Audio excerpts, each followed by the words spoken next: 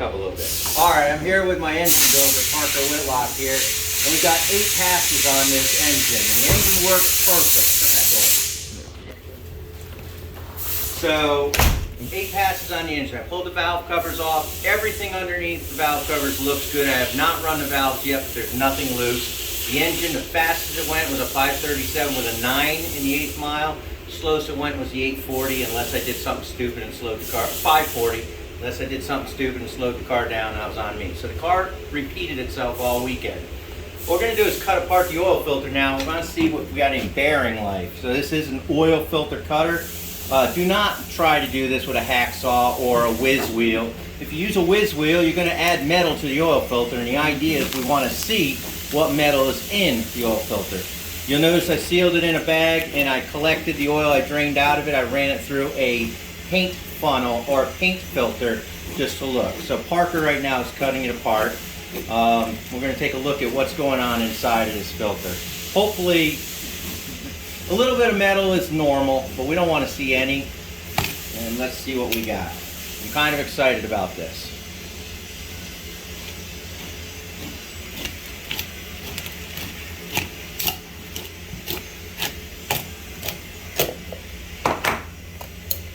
Alright, so oil comes in, through around the outsides, through the filter on the outside, and it comes out of the center.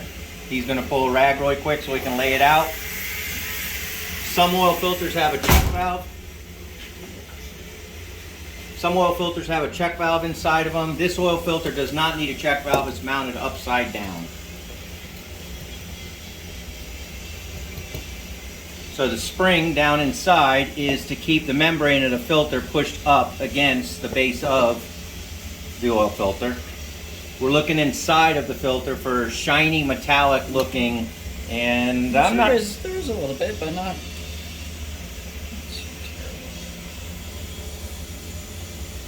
Well, that doesn't look like a whole lot of anything I'm going to lose sleep on. No. See a little bit of aluminum. That's probably from the pistons.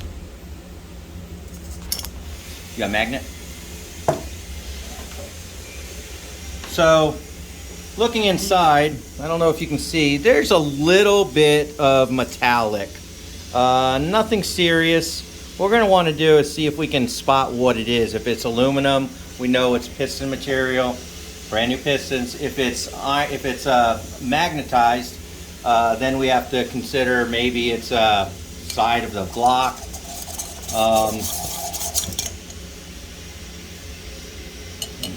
Nothing? Nothing. All right, so... What we're really looking for is a bronze material showing that the bearing is worn. Okay, so I'm seeing nothing right yet. Piece of silicone. Yeah, there's a piece of silicone. Then we want to look at the membrane. Separate them. We're looking for, yeah, shiny bronze. If this was coming apart, you would see a large amount of oil, of particles inside. And we're seeing such a slight amount. So what do you think, Parker? Is the engine coming apart? No, I think it's pretty good shape for being brand new. Okay, a little bit in there, but nothing serious.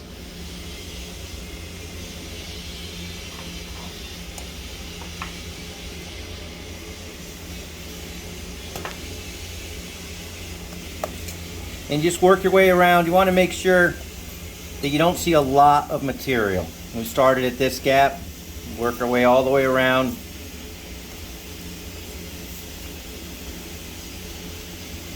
A little bit of silicone.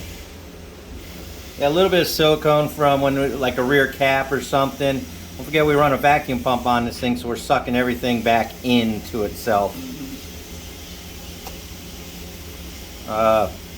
This looks good. All right, so next question. Am I going to drain all the oil out and replace all the oil? Or am I going to do an oil change and then the oil will be in the car for 60? I will have a problem if I leave this oil in the car. Yeah, I would. Okay, I just wanted to hear you say that. All right, so obviously this thing is super sharp. So be careful of it when I hand it around to you guys and you take a look at it. Again, This is not something you do on a normal day-to-day car. This is something we do on our racing engine, so we can tell, stop it early. That way, if we're tearing up an engine, we can go in and figure out what's going on with the engine. Just as a heads up, you notice right here, we have what's called a crosshatch pattern inside. These are new rings. He's got them all stacked and ready to go together. He's getting ready to assemble an engine. What'd you do to this? So this is just a stock 350. It's going in Tim, the guy up front's car, his personal car. It's basically just a refresh. We're using the factory pistons and rods and crankshaft. We're putting new rings, new bearings, new cylinder heads, and just revamping it for him. Okay, and if we were to see any metal in that oil filter, where do you think the metal, where would you be concerned that the metal be coming from? Because where basically, would I be concerned, or where is it most likely coming from as a break-in? As a break-in, it's most likely coming from the rings. So as these rings are wearing into the block, because this is a textured finish, it's not perfectly smooth. It's like not sandpaper, but it has. And I know that the rings do have. Coated. Yeah, they have a coating. And okay. There's also. And it is a ferrous material. Yep. So obviously you saw, and when we tried to pick stuff up, nothing stuck to the magnet. So that was anything that we saw might have been like aluminum, just shards. All right, so good. The oil filter looks good. We'll put it back together, change out the oil, and run the valves. Make sure everything's fine, and we'll put it together, and then we'll monitor it from here on out. Thank you very much.